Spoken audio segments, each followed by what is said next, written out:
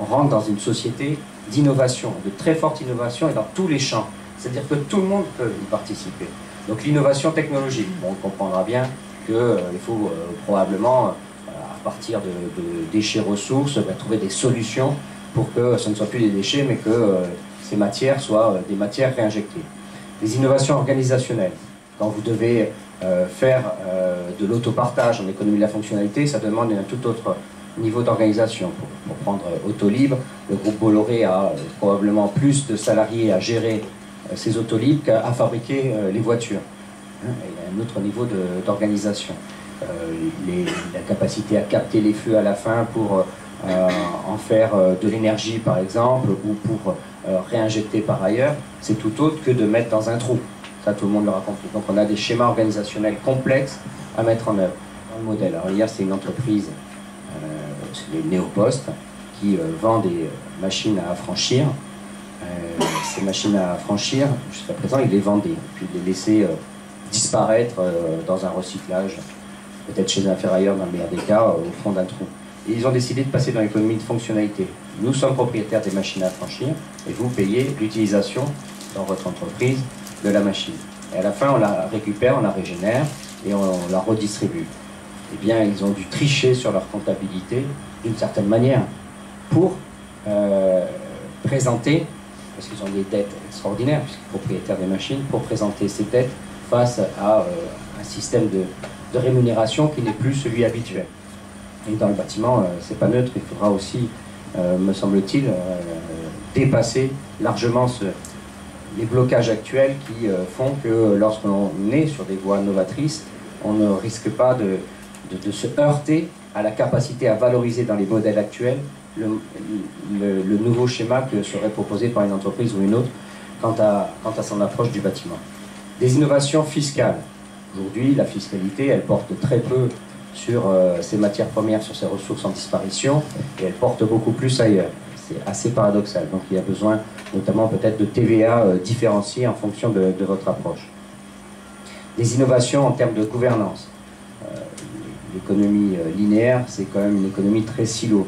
C'est une économie assez verticale. La transversalité est peu présente dans une économie linéaire, alors que l'économie circulaire, c'est une économie de partage.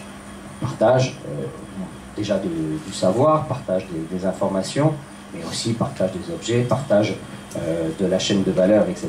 Donc ça nécessite de nouvelles gouvernances.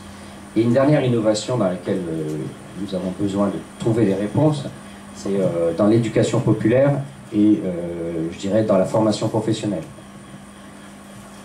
Rencontrer des syndicats qui commencent à prendre en considération cet enjeu d'économie circulaire et se rendre compte que l'un des challenges, l'un des enjeux, c'est la capacité à transformer, à faire de la formation professionnelle, à transformer l'approche du travail de nombre des acteurs. Et dans le bâtiment, notamment, où on a une certaine culture de construction du bâtiment, si on vient à une autre approche du bâtiment, eh bien, il y aura énormément d'investissements, mais aussi d'innovation. Est-ce qu'on ne doit pas changer la façon de transmettre le savoir, d'innovation sur la formation professionnelle.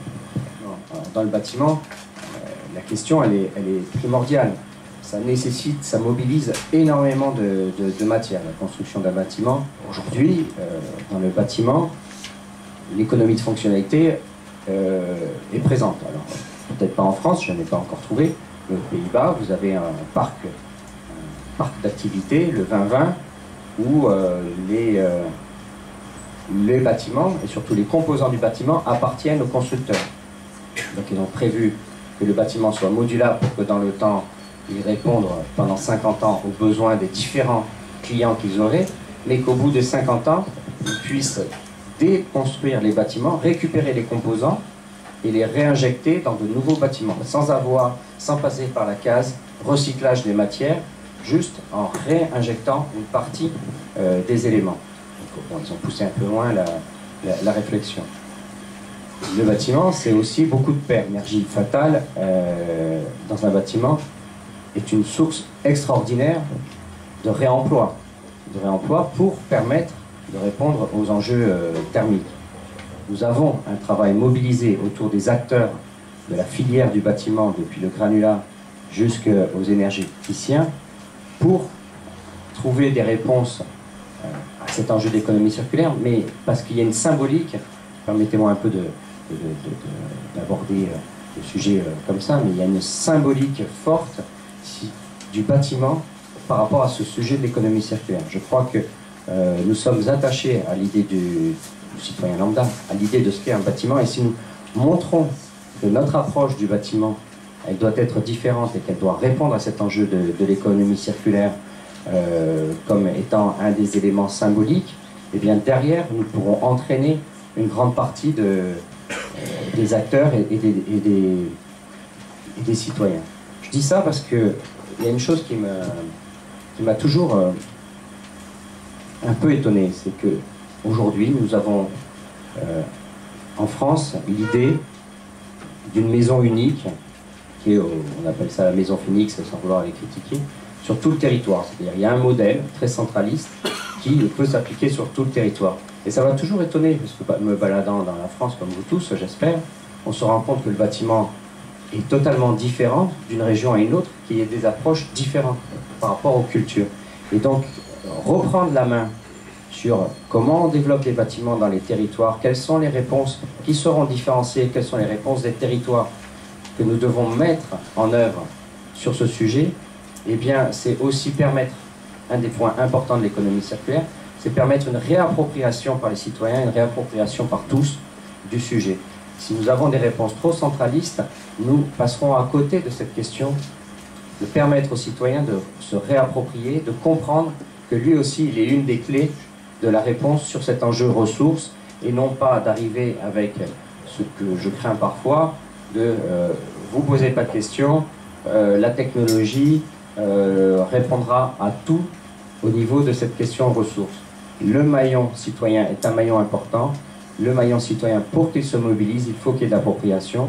En ce qui concerne le bâtiment, il faut qu'il se trouve d'une manière ou d'une autre impliqué, il faut qu'il se trouve d'une manière ou d'une autre mobilisé autour de ce sujet. Et la maison Phoenix, qui est la maison type que l'on met sur toute la France, m'a toujours étonné quand on voit que les cultures sont différentes entre les différentes régions par rapport à la vie au sein d'une maison ou d'un immeuble.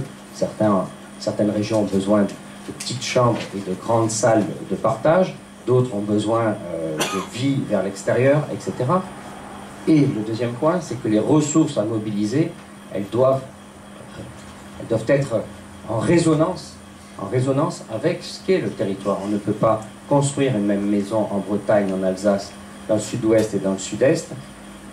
Nous devons avoir des approches en fonction de ces cultures pour que derrière, il y ait une appropriation par le citoyen du sujet à travers sa maison.